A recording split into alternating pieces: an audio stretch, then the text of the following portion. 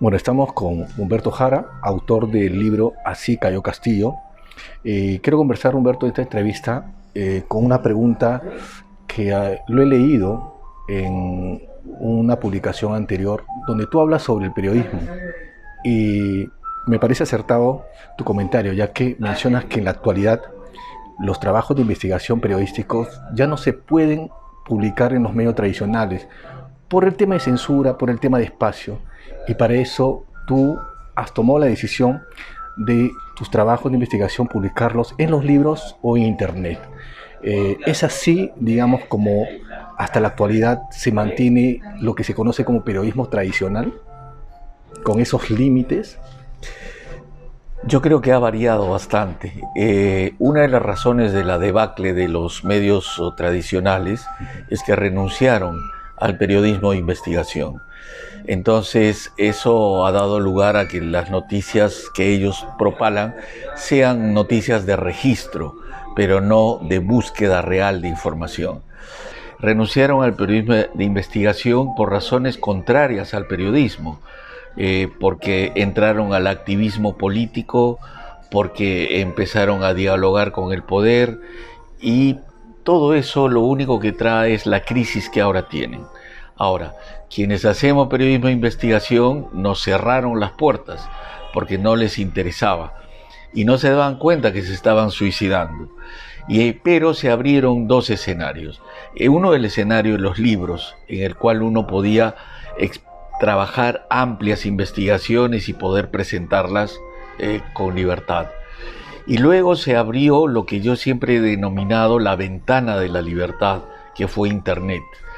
Porque cuando los medios tradicionales pensaron que iban a callar a todos los que queríamos hacer investigación, no se dieron cuenta de que Internet había abierto una ventana de libertad. Entonces, eso ha llevado a que hoy en día podamos seguir publicando y con mucha más llegada y mucha más eficiencia que los medios tradicionales. Ahora, se habla de unidades de investigación en algunos medios, pero en realidad vemos que también en los últimos tiempos el periodismo se ha politizado. En ese sentido, ¿cómo queda la investigación en estos medios tradicionales? ¿O cómo se definiría? Yo creo que cuando un medio de comunicación decide mezclar periodismo con política, dejó de hacer periodismo. Y eso se refleja en la respuesta del público. Hoy en día están en crisis los medios del Grupo El Comercio, está en crisis La República, que está anunciando despido. La respuesta es muy sencilla: dejaron de hacer periodismo y el efecto es ese. Cuando la política empieza a regir los criterios periodísticos, es solo cuestión de tiempo que un medio de comunicación se hunda, porque la gente se da cuenta y porque el periodismo es precisamente algo que tiene que estar ajeno a la política. El periodista es un poco el ojo que el político siempre debe tener encima. Cuando se renuncia a eso, se deja de hacer periodismo y las consecuencias son funestas, ¿no? Ahora, hay sin duda en estos últimos tiempos muchos temas que se han abarcado, pero que los medios lo han abarcado mal, haciendo pseudas investigaciones, no contando la verdad completo, contando solo lo que les interesa por beneficios distintos o por intereses distintos. Pero, ¿por qué eliges el tema de la caída de Castillo para este libro? ¿Qué es lo que te dijo, esto tengo que publicar? Porque había una pregunta sin resolver. Cuando da el golpe Castillo, todo el mundo decía, ¿por qué dio el golpe? Entonces empezaron a hacer teorías que por tal razón, por tal otra. Y yo detesto las conjeturas, porque eso no es hacer periodismo. Si hay una pregunta que no tiene respuesta, hay que investigar para tratar de encontrar esa respuesta. Entonces me puse a trabajar en eso y encontré cuál había sido la historia real de por qué Castillo terminó dando un golpe. Y al encontrar esa historia, además, consideré como un deber ciudadano dar a conocer esa historia, porque en realidad eran héroes anónimos. Nunca habían salido a decir yo fui el autor, ni pidieron aplausos, ni nada.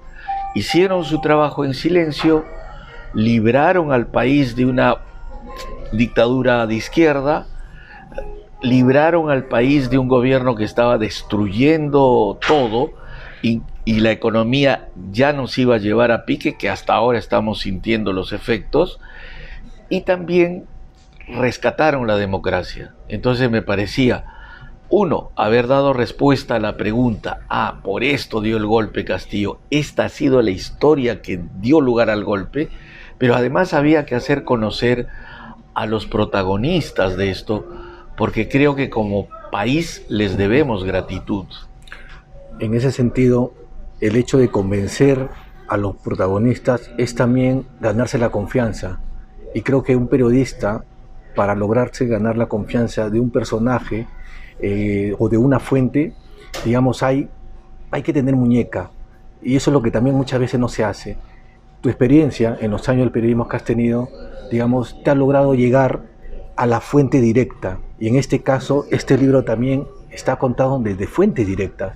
En ese sentido, Humberto, no sé cuál sería la recomendación para los jóvenes periodistas, los que están en las universidades, ¿no? Pero cómo obtener al final o cómo ganarse la confianza de esas fuentes de información tan valiosas. Lo primero es respetar siempre a las fuentes, cuidar a las fuentes, nunca revelar aquello que no se debiera revelar. Y a lo largo del tiempo te vas ganando la confianza cuando eres un profesional que respeta los criterios que hay entre el periodista y la fuente. Lo otro es cuando tu trabajo empieza a mostrar que aquello que te confiaron las fuentes lo reflejas correctamente y lo reflejas con calidad. Entonces siempre alguien va a decir yo prefiero que lo cuente este señor y no este otro, por la manera en que haces tu trabajo. Pero sobre todo creo que se requiere algo que el periodismo suele olvidar. Son muchos criterios los que entran en juego y uno tiene que haber leído, porque cuando uno lee aprende a conocer al ser humano. Entonces, para llegar a una fuente es una mezcla de poco de psicología, otro tanto de respeto, otro tanto de saber de qué se conversa, porque cuando ven que tú estás enterado del tema, dicen, bueno, este tipo sabe y puedo dialogar con él. Es un montón de elementos, pero que claro, alguien dirá, pero ¿cuáles son todos esos elementos? Cultura. Si el periodista lee y es culto, va a lograr acercarse a las personas. Ahora, en el tema de Así cayó Castillo es la historia de un expresidente, pero libros anteriores tuyos también tienen que ver con presidentes de la República del Perú. ¿Crees que has llegado de alguna forma a centrar la mirada en el poder más importante del país, ya que Ojo por Ojo, que habla sobre el gobierno de Fujimori y varias cosas que se hicieron ahí, la historia de dos aventureros, de Toledo y ahora Castillo, traza también una línea dentro de tu trabajo, ¿no? ¿Lo has visto así? Es decir, ¿los presidentes son siempre historias interesantes para contar? No, no lo he visto así. La observación que haces, la verdad que ni la había pensado. Creo que eso más bien en el tiempo empiezan a haber ciertas líneas, pero eso se debe a lo siguiente, que los presidentes han sido los protagonistas de la desgracia del país. Entonces, por esa razón, aparecen. Probablemente si hubiesen hecho buenas gestiones, uno no se ocuparía de otros, pero lamentablemente la debacle del Perú está reflejada en la acción de los presidentes que en estos años lo que han hecho es destruir al país, e incluso sin importar cuál es la posición que tienen, porque digamos, Toledo era muy distinto a Humala ideológicamente, y los dos causaron daño al país.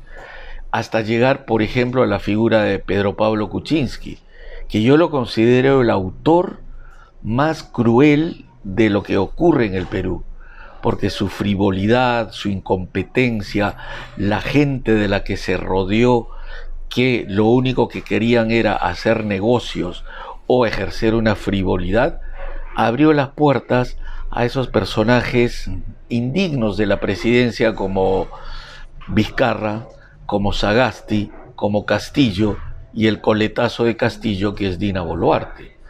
Entonces, no es que yo me haya planteado el año 2002 voy a seguir a los presidentes, porque mis libros tienen que ver con la historia reciente. Creo que el drama del Perú es que los presidentes sean protagonistas de la debacle del país. En el gobierno de Alejandro Toledo, te fuiste del país, exiliado a Argentina. En el gobierno de Castillo, ¿en algún momento pensaste en irte del país con todo lo que pasaba y se veía? No. Lo que pasa es, digamos, yo no creo que las decisiones de irse fuera sean decisiones que uno toma. Son decisiones que provienen de los acontecimientos. El señor Alejandro Toledo me inventó una investigación fiscal destinado a llevarme a prisión. Entonces me vi obligado a marcharme. Entonces, y eso además se hizo con el apoyo de periodistas. Entonces eso es muy gracioso, porque yo recuerdo, muy gracioso y lamentable, ¿no? Que la señora Cecilia Valenzuela salía en televisión pidiendo que me tomen preso, y nunca se preguntó lo que debía haberse preguntado: ¿corresponde que esté preso o no, si yo no había hecho nada?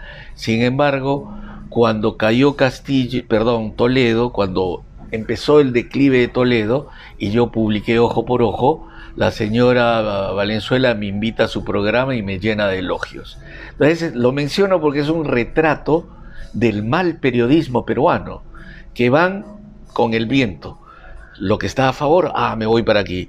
Cuando se pone de moda algo, se van para acá. Y en el caso de Castillo, no. El tipo era un individuo que se fijó, creo que más bien, en los actores de televisión. Pues en el caso de Beto Ortiz sí había un deseo encabezado por Palacín de poder llevarlo a prisión. Pero después eran tan ineptos y estaban ocupados en robar y en ver cómo ponían su gobierno dictatorial, que yo no tuve ahí necesidad de marcharme. Cuéntanos cómo inicia el tema del trabajo del equipo de investigación, es decir, ¿por qué deciden investigarlo? Claro, el libro lo que hace es relatar en 5 capítulos todo el cerco que fue llevando a Castillo a tomar la decisión que finalmente tomó. Y ahí hay una cosa muy valiosa. El equipo especial de la Policía Nacional, encabezado por el coronel Harvey Colchado, y también la participación fundamental del coronel Walter Lozano, es una muestra de trabajo profesional muy bien hecho. Es una muestra de que las cosas no son de la noche a la mañana. El coronel Colchado armó un equipo pensando en los hombres y mujeres más hábiles, más aptos, mejor preparados para determinadas funciones. Y cuando tuvo el equipo, que lo armó rápidamente, lo que fue es transmitirles. En eso Colchado tiene una gran virtud. Sabe elegir las funciones de cada quien y transmitirles una mística del trabajo que tienen que hacer. Y en los miembros de ese equipo especial hay gente que respeta su profesión, que cree que tomó una decisión personal de ser policía para ser un buen policía. Entonces, yo lo primero que quise fue reflejar esto, a sabiendas de que en este país donde todos tienen la práctica de la estupidez de sentarse en un silloncito y decir, lo está elogiando, está a su favor. Yo trato de pasar, porque las idioteces uno tiene que dejarlas pasar y no frenarse por eso. Entonces se podría decir que también es un reconocimiento al trabajo del equipo especial. Sí, más que reconocimiento, yo lo que diría es, había la obligación de mostrar una historia para ver que en nuestro país sí hay gente que cumple con su deber. Porque, a ver, en la época de Castillo, todo el mundo pedía que se vaya. Incluso la izquierda, que al final se dio cuenta de lo que habían hecho, quería que se vaya. Pero nadie hacía nada, porque todos somos espectadores. Esa es la tendencia del peruano. ¿Quiénes fueron los únicos que decidieron correr el riesgo y ponerse a trabajar? Ellos. Nadie más. Nadie puede decir yo fui. Ni los empresarios, ni el ejército, ni los políticos, ni los ciudadanos. Algunos reclaman porque marcharon. Perfecto, te aplaudo por marchar, pero nunca una marcha logró hacer una revolución.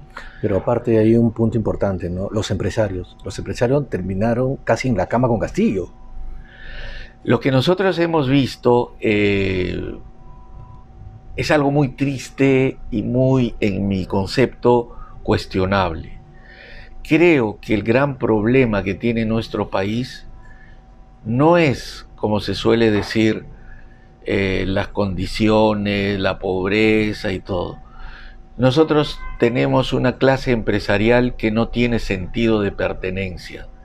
Nosotros tenemos un gran sector de la clase empresarial que es mercantilista y no empresarial. Porque un empresario de veras piensa en su país, cuida su país, no por razones caritativas, porque de ahí viene su riqueza. El mercantilista lo único que hace, como en la época del virreinato, es extraer riqueza y pensar en irse. Y ese es el sello mercantilista que hace tanto daño a nuestro país. Porque si el empresariado protegiera el país que le da riqueza, habría contribuido a que Castillo no llegue al poder o no siga durante 18 meses dañando como dañó nuestro país. Entonces, esta publicación lo que ha buscado Humberto es mostrar, pero con detalle, el trabajo del equipo especial. Uno de los elementos que aparece en el libro es el trabajo del equipo especial de la Policía Nacional. Y eso es bien importante porque este equipo especial trabajó en silencio, liberó al país del problema que era Castillo, recuperó la democracia, impidió que se siga destruyendo el país. Pero ¿qué hicieron? Cumplir con su trabajo. En ningún momento en todos estos meses alguien pudo decir que ellos estaban dando autoría ni nada. Trabajaron de manera anónima, cumplieron con su trabajo y le hicieron algo que es valiosísimo. Salvaron al país de lo que venía a convertirse en una dictadura de izquierda y se recuperó la democracia. Para mí son héroes anónimos. Ese equipo que lidera el coronel Colchado y los integrantes de ese equipo, que es gente valiosa, que nadie conoce sus nombres ni nada, van desde tenientes, capitanes, mayores, comandantes, hicieron un trabajo por el país. Nunca pidieron una recompensa, nunca tuvieron temor al riesgo. Pero lo importante es que fueron los únicos que trabajaron realmente y lograron que Castillo se vaya. Entonces creo que había que dejar testimonio de su historia porque como ciudadanos debemos tener gratitud. Y lo que muy poco se ha publicado en los medios es, digamos, lo que se ejecutó desde el gobierno de Castillo, es decir, perseguir a este equipo de investigación, ¿no? Ponerle trabas, cortarle el presupuesto, en otras palabras, tratar de que no hagan su trabajo. El gobierno de Castillo efectivamente lo que hizo fue se dio cuenta de la eficiencia de este equipo y empezó a generar primero una persecución a su líder, al coronel Colchado, tratando de sacarlo del cargo. Y eso está en los diarios, porque eso era noticia. Hicieron todo un cerco para ver cómo lo retiraban. No pudieron hacerlo. También incluyeron ahí a la capitán Carla Arenas por la incursión a Palacio de Gobierno. Entonces, a pesar de que el poder en ejercicio los quiso aplastar, continuaron con su tarea, no se acobardaron, no pensaron en que, uy, voy a perder mi puesto, entonces mejor me calmo. Siguieron con una convicción. Ahora, eso creo que es algo que es necesario rescatarlo y decirlo en un país en que el peruano nunca elogia a otro peruano. Entonces yo era consciente de un riesgo. Va a haber en la cola de los estúpidos quienes digan, pues están elogiando, ¿por qué será? ¿Qué relación tendrá? No me interesa la estupidez. Yo lo que hago es cumplir con mi trabajo. Si encontraba aquí tal o cual que era el autor y el que había hecho eso, yo tengo que respetar su trabajo. Lo hice, por ejemplo, en Secretos del Túnel con los comandos de Chavín de Huántar, que los estaban enjuiciando, criticando, acusando. Yo vi que habían hecho un trabajo extraordinario y lo presenté. Ahora, en todos los personajes que encierra la historia de Castillo, yo creo que hay dos que se parecen de alguna forma bastante. Está Beder Camacho y Pacheco, ¿no? ¿Cómo los retratas tú, digamos, sacándolo de la política? Claro, lo interesante del libro es que todo el libro tiene todo lo que no se supo en toda esa época. El público vio las noticias, que Bruno Pacheco le encontraron $20,000 y que dejó el cargo y que después terminó detenido. Beder Camacho, Salatil Marrujo, todo eso está en los periódicos. Pero nadie dijo, ¿y qué hay detrás? ¿Qué historias hay detrás? Bueno, eso es lo que relata el libro. Entonces, Bruno Pacheco fue la llave que abrió la puerta del poder, porque fue el primero que al aceptar ser colaborador eficaz, empezó a contar. Y ahí se empezó a descubrir los policías que investigaban que había una red de corrupción, que había gente que estaba trabajando desde Palacio de Gobierno, otros que se habían enquistado en los ministerios. Entonces, Bruno abre esa puerta y cuenta y da nombres.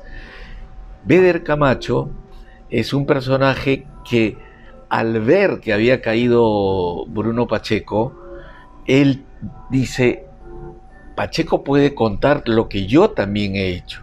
Entonces prefiere irse a buscar un contacto y decir, quiero ser colaborador eficaz. Y ahí viene el profesionalismo de este equipo especial de policía que le dice a Beder Camacho, te podemos aceptar que seas colaborador eficaz por todo lo que has hecho hasta este día en que has venido. Pero mucho de eso ya hemos averiguado. Si te conviertes en agente especial, entonces podemos trabajar contigo. Y lo convierten en un espía en Palacio de Gobierno. Entonces es una historia bastante interesante porque hay que saber investigar. No es que viene uno y empieza a declarar. Pusieron un espía en Palacio. De ahí se pudo abrir otra puerta. Y estaba el descubrir los asesores en la sombra. Y en el descubrimiento de los asesores en la sombra también aparece otro tercer personaje fundamental, que es Salatiel Marrufo. Y con Salatiel Marrufo, el equipo especial de la policía lo que logra es conocer que el presidente de la República, para mantener al ministro de Vivienda en su cargo, cobraba mensualmente 50,000 soles y además exigió que a cada uno de sus hermanos le dieran 10,000 soles mensuales. Por lo tanto, el ministro Heiner Alvarado y Salatiel Marrufo tenían que darle al presidente de la República 110,000 soles mensuales. ¿Qué permitió descubrir eso? Que desde Palacio de Gobierno se nombraban ministros o funcionarios de alto rango a cambio de dinero. Una cosa repugnante, que el aparato de Estado de un país se haya convertido en una feria para recibir sobornos. Te hago ministro si tú me pagas mensualmente tanto. Otro tema importante del libro, yo creo que es el gran aporte que tiene en ejercitar la memoria, en hacernos recordar todo lo que ha pasado, porque lamentablemente en el Perú olvidamos rápido. Este es un problema grave y este libro nos ayuda a eso, a recordar no solamente a los personajes que estuvieron en el entorno de Castillo, sino cómo se encontraba también el país en esos momentos, ¿no? Y este aporte es bastante significativo en ese sentido, Humberto, en el sentido de ayudarnos a recordar las cosas. ¿Tú, digamos, lo creaste pensando también en eso? Somos un país sin memoria. Somos un país en el que se olvida, en el que no se aprende lecciones de lo que ha ocurrido. Mi trabajo desde hace años, yo ya llevo 20 años trabajando en libros de la historia reciente del Perú, apunta a eso, a que no podemos quedarnos desmemoriados, a que los jóvenes tienen que conocer y saber qué pasó en su país. Y eso ha sido una obligación mayor desde que este movimiento nefasto que se denomina los caviares empezaron a reescribir la historia, a distorsionarlas, a inventar, y eso me parece una cosa espantosa, porque la historia es patrimonio de un país y de sus ciudadanos. Entonces, en el caso de Castillo, había que dejar constancia de qué había ocurrido. Hubo un gobierno que se dedicó a dos cosas. Una, a robar desde el primer día, a ejercer la corrupción a todo nivel, desde el rango más bajo hasta Palacio de Gobierno. Y además, un gobierno que, usando el pretexto ideológico, estaba buscando instaurar un régimen como el de Chávez o el de Maduro acá, que significa institucionalizar el robo para un sector y desde ahí imponerse al resto de ciudadanos. Esa historia tenía que ser contada, porque si no, de aquí a 1 o 2 años nos van a decir: no, eso no era así, Castillo no era tanto. Bueno, acá está, con documentos, con testimonios, con realidad. Acá está, esto fue Castillo. Porque gentes de la izquierda como Verónica Mendoza o todos los caviares, cuando se les digan: ustedes tienen un costo que pagar por este señor Castillo, habrían empezado a decir: no, eso no es así, eso no era así. No, acá está el testimonio, acá están los documentos, acá está la realidad de lo que ocurrió. Ahora, ha pasado 1 año desde la caída de Castillo, pero estos últimos días ya parece que Castillo va a recobrar su libertad. Entonces, ahí te quiero preguntar, ¿qué hemos aprendido de todo esto? No creo que Castillo recupere su libertad, pero el hecho de que se plantee la posibilidad de que la recupere ya es una cuestión cuestionable. El drama del Perú es que no aprendemos. Ese es el problema. En el Perú, yo espero que los jóvenes, cuando se enteren de esto, que hay un sector de jóvenes que sí está interesado en darse cuenta, en tratar. Creo que ahí hay una esperanza, pero en el estándar de la población no aprendemos. Y lo lamentable es que los sectores más pudientes son los más incultos, son los más frívolos, son los más irresponsables y son los que menos quieren hacer. Vamos a poner un ejemplo. Argentina ha padecido todos estos años de kirchnerismo, de progresismo, de izquierdismo, que ha hundido a un país que es valioso. ¿Qué han hecho ellos? Más allá de que sea un buen o mal personaje, pero han construido una alternativa que se llama Milei. No sé si le irá bien, si le irá mal. Lo que quiero decir es que han construido un personaje. Para eso se necesitan recursos. recursos para que haya un equipo trabajando, para que se investiguen determinadas cosas. ¿Qué empresario peruano estaría dispuesto a hacer eso? Ninguno, ninguno, porque en la incultura que tienen, lo único que hacen es decir, esto se arreglará, o si no, yo en su momento me acomodo con ellos. Y eso viene desde 1821. Este no es un país, este es una aldea con sobrevivientes. San Martín fue igual, vino acá y se fue harto porque toda la clase pudiente hacía pactos. Y mientras eso siga, vamos a ser un país en problemas. Ahora, en este libro, en estos 5 meses de trabajo, ¿qué ha sido lo más difícil para ti para construir esta historia?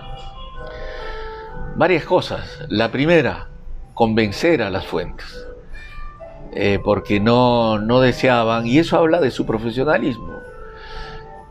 Lo segundo, el acopio de la información, entrevistas, revisar documentos, revisar archivos, y ir acumulando toda la información.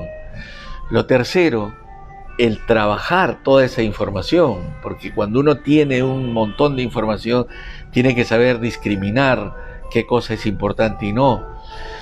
Y lo cuarto, que es bastante difícil, es convertir eso en una historia que sea interesante. Yo no he querido hacer un ensayo ni nada, sino contar una historia. Esto es casi como una historia policial, de decir, miren, habían estos delincuentes y así los descubrieron y así lograron que se vayan.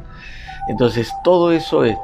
Y finalmente el trabajar contra el tiempo, porque este libro tenía sentido salir el 7 de diciembre, al año del golpe, y yo lo he tenido que trabajar en los últimos meses contra el tiempo.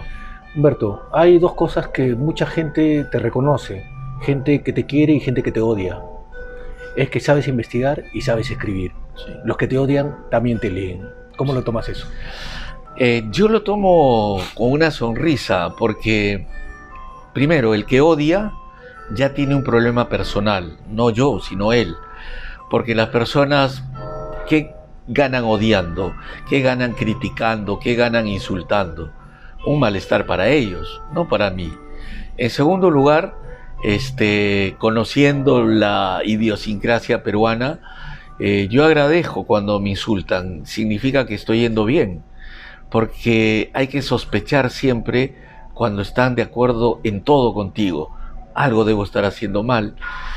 Y aquellos que sí me siguen, que me regalan el tener tantos lectores, que mis libros se agoten y que tengan lectoría, a ellos les agradezco, pero les agradezco desde el lado de que somos peruanos, que creemos que está bien trabajar, que está bien hacer algo, que está bien seguir creyendo en nuestro país. Lo hago yo desde escribir, lo hacen ellos desde leer y desde comentar, o incluso plantear un desacuerdo, pero inteligente, respetuoso. Esa gente me parece valiosa. De los odiadores, ¿qué puede hacer uno? Mirarlos y reírse y decir, pobrecitos, debe ser un sufrimiento ser un odiador. Siempre se ha dicho que el periodismo y la literatura están ahí, siempre cerca. En este libro creo que uno puede encontrar esas dos cosas. Puede encontrar periodismo, información, pero también literatura. Y en ese sentido, Humberto, ¿cuáles son tus fuentes? Sé que te gustan mucho, por ejemplo, personajes o escritores como García Márquez, pero además de García Márquez, ¿a qué otros escritores regresas? Lo que planteas lleva a un tema fundamental. Yo trato de escribir con las herramientas de la literatura. El periodismo de investigación tiene que decir la verdad, pero el modo, la manera en que cuentas te puede servir de la literatura. Yo he tenido la suerte desde niño por mi madre a estar vinculado a la lectura y siempre me ha gustado leer muchas novelas. Entonces luego yo me he formado en poder aprender que una historia tiene que ser contada de manera amena, interesante, que el lector diga, estoy a gusto leyendo esto. Y para eso a mí me han servido mucho Truman Capote, que es A Sangre Fría, que es el libro fundacional del periodismo de no ficción, de la novela de no ficción. He aprendido algunas cosas de Kapuscinski, aunque no le tengo tanta veneración, y al que tengo en un altar es a Gabriel García Márquez, que creo que no solo fue un inmenso novelista, sino que un extraordinario periodista. Entonces, yo he aprendido mucho de él, de todos sus escritos, de cómo cualquier historia puede ser atractiva siempre y cuando sepas contarla bien. Y ese es todo el secreto. Y eso también está en los periodistas de investigación norteamericanos, que tienen cosas de ese estilo. Mencionaste a tu madre. De alguna forma la señora Flores ha tenido más presencia en este camino del periodismo, en el camino de la lectura, de la escritura. ¿Te marcó más ella? Sí, mi lado de abogado proviene de mi padre, de esa cosa más formal, de que estudie una carrera más tradicional, y la rigurosidad que tenía mi padre para que si vas a hacer las cosas, hazlas bien.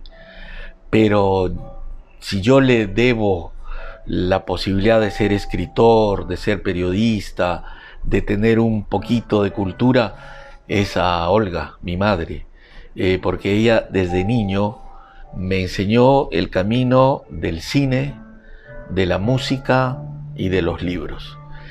Y se tomó el afán de no imponérmelo, sino de conquistarme con eso, llevándome la primera vez al cine y explicándome qué significaba el cine, haciéndome ver que la música había que escuchar todos los géneros, y en la lectura sin ninguna duda.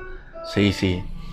Precisamente lo que tenemos atrás, Humberto, que es un librero, están desapareciendo en las casas. En las casas ya no vemos libreros ni bibliotecas. Son poquísimos los hogares que conservan eso. A mí me da muchísima pena, porque la lectura forma el cerebro de los niños. La lectura permite incorporar elementos de entendimiento. La lectura entrena al cerebro de los jóvenes a entender, discriminar, saber cosas. Y si eso desaparece, entonces vamos a ir a una cultura del ser humano manipulable, ¿no? Ahora, como nunca me ha gustado quedarme en el lamento, y cuando los hechos vienen y nos avasallan, sé que es muy difícil decirle a un joven de hoy que se ponga a leer, porque el mundo audiovisual ha capturado todo. Entonces yo digo, bueno, por lo menos hay estas opciones. Una, tienes en internet libros que podrías leer ahí, y el otro, busca entonces en el mundo audiovisual aquello que también te va a dar cultura. Hay documentales, hay entrevistas, hay películas. Bueno, anda ahí, pero no entres al infierno de TikTok, de Instagram. Nada de eso te va a dar nada. Simplemente estamos perturbando la mente al dar cositas de 30 segundos, porque se está entrenando la atención fragmentada, y eso sí es dañino para un ser humano. Olvidémonos de la cultura. Un ser humano que no tiene capacidad de concentración, haga lo que haga, tiene una debilidad. Quiero acotar algo, Humberto, respecto a la mención del cine, ¿no? Que también, digamos, eres una persona que le interesa mucho el cine. El libro, curiosamente, al leerlo, tiene partes como si fueran de un guión cinematográfico. Es decir, hay una construcción audiovisual para imaginarlo. Creo que eso también es un plus que se encuentra en muy pocos libros, ¿no? Que mientras leas te vas imaginando las escenas. Sí, en el proceso, ahora que entregaba el libro, me dijeron, parece una serie, que un capítulo te jala al otro. Yo creo que está en ese afán que yo tengo de que el libro se vuelva ameno. Porque yo termino una primera versión y esa primera versión nunca es la que yo doy. Después me meto a trabajar para que empiece a tener esa construcción de una historia amena, que te jale, que capture al lector. Porque yo creo que el escritor que no captura a su lector, que no se acompaña de su lector, termina siendo un escritor solitario. Y es lo más triste, un escritor solitario. En cambio, si uno logra la compañía del lector, entonces va a ser grato. Entonces es como en una conversación. Si eres aburrido, se va a acabar la conversación. Pero si logras que tu interlocutor se interese, y eso busco en los libros, de construir con elementos, como dices, que tengan un poco como te contarían una historia, ¿no? Bueno, para finalizar, Humberto, esta pregunta que tiene que ver con la coyuntura, con la crisis que viene pasando el Congreso, Palacio de Gobierno, la Fiscalía de la Nación, la Junta Nacional de Justicia. Hay historias para un nuevo libro. ¿Cómo terminará esto? Uno nunca sabe qué cosa va a escribir. Yo antes no le creía a los que decían el tema te elige, no tú al tema. Y eso a mí me parecía como una especie de frase, ¿no? Un cliché. Un cliché. Pero no, es verdad. Tú no sabes bien el día de mañana qué cosa te va a terminar interesando. Pero yo estoy ahora con ganas de alejarme ya de los temas de estos de investigación política, porque ya es grotesco, es vulgar, porque antes por lo menos los congresistas de antes eran congresistas que tenían un mínimo de criterio. Ahora son unos pobres diablos que se han metido a la política, en el gobierno y en todo lugar. Cuando uno los mira y dice, esta crisis, por ejemplo, que se ha dado, ¿qué nos deja más allá de argumentos vulgares, tontos, absurdos? Nada. Entonces, y lo otro que sí me descorazona es que los peruanos dejamos hacer. Entonces uno dice, ¿ese es el país que quieren? Bueno, entonces ténganlo. Porque si nosotros no reclamamos y construimos, pero cuando quieres hacerlo, empiezan las broncas, que o piensas como yo o estás contra mí. Bueno, si quieren ese nivel de barbarie, está bien, es una decisión. Y eso me está ahora dando vueltas a empezar a escribir de repente otros géneros, ¿no?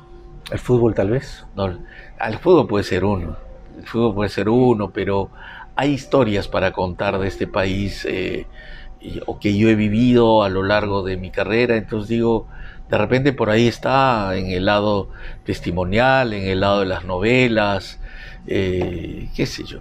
¿Qué le dirías, Humberto, con esto a cabo, para los estudiantes, exactamente los estudiantes de periodismo, que muchas veces se preguntan dónde voy a trabajar?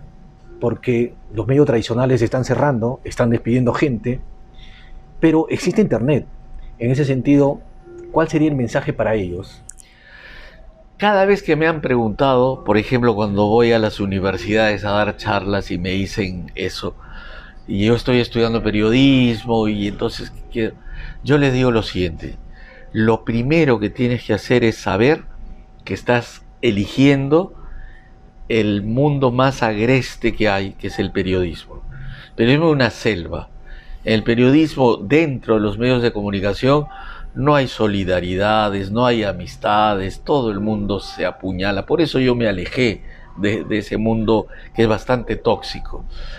Pero lo que yo les digo es, solo piensa en ser bueno, solo piensa en tener cultura, en tener capacidad. Ese es el único escudo que te va a proteger, porque en el momento en donde haya, por ejemplo, van a despedir periodistas, pero si tú eres bueno, si tú eres capaz, si escribes bien, si miras bien, si analizas bien, no te van a votar a ti. Pero para eso necesitas meter muchas horas de cultura, de lectura, de conocimiento, de análisis, de hablar con otros que saben y formarte. Entonces, no pierdas el tiempo. Además, yo les digo algo, yo con esto no estoy diciendo de que seamos unos monjes franciscanos. No, hay tiempo, te puedes jugar, pero puedes tener tus horas de hacer lo tuyo. O sea, yo en la universidad iba a la biblioteca, el sábado me iba en la tarde y leía, pero a las 6 de la tarde salía y me divertía. Hay tiempo para todo. Pero si va a haber la pereza por formarse, después vienen y te dicen, es que nos va mal. No, nos va mal porque no nos hemos formado. Y eso vale para todo. Siempre recuerdo algo que mencionaste alguna vez, esta frase que las excusas no se publican. Ay, sí. Claro, porque uno en el periodismo ve eso, el periodista que viene y te dice, no pude lograr esto, no pude por aquello, llegué tarde o la fuente no quiso hablar. Yo decía, las excusas no se publican, hermano. Tú tienes que conseguir y imaginar cómo vas a conseguir y plantear, porque de excusas no vas a hacer un diario. ¿Cuál sería el titular? No tenemos la noticia porque nuestro reportero no pudo entrar. No.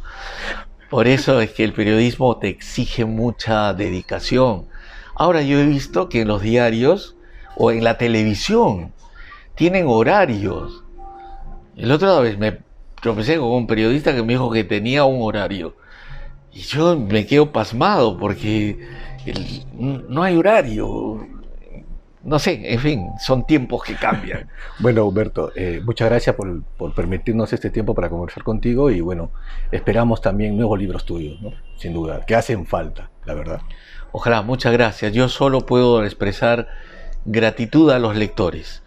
Es un privilegio enorme que mis libros se agoten.